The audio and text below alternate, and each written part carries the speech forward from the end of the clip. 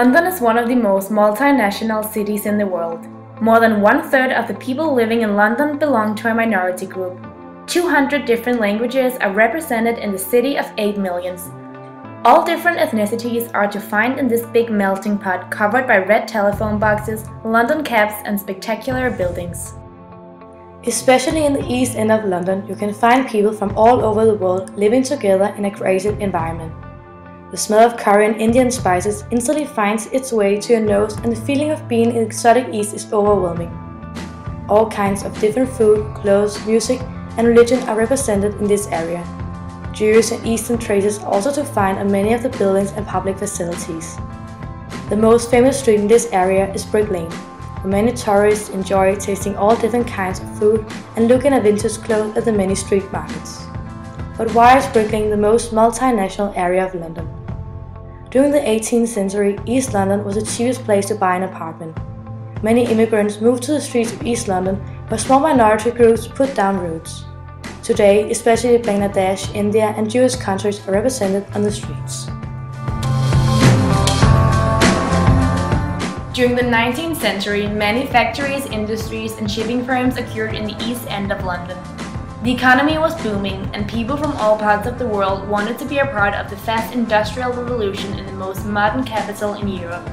Today, these factory buildings have been made into exclusive apartments and fashionable shops. Only the original food remains as it was 100 years ago. This is also what makes the area so famous to tourists and food enthusiasts. The streets of East London are filled with food stands from all over the world. When you're walking down Brick Lane, it is inescapable not to buy all kinds of delicious cooking and one-of-a-kind vintage founds.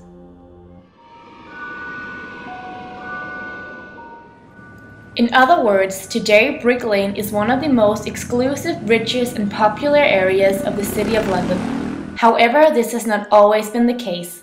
In the Whitechapel neighborhood in the East End of London, many homeless, drunks and prostitutes infested the streets during the 18th century.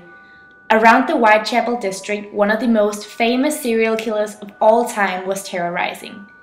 The year was 1888, a year filled with horror and fear. The name that makes most people tremble is Jack the Ripper. Attacks ascribed to the river typically involve female prostitutes from the slums whose throats were cut and organs removed. Even though the mystery about Jack the Ripper never has been solved, he is blamed for at least 5 brutal murders.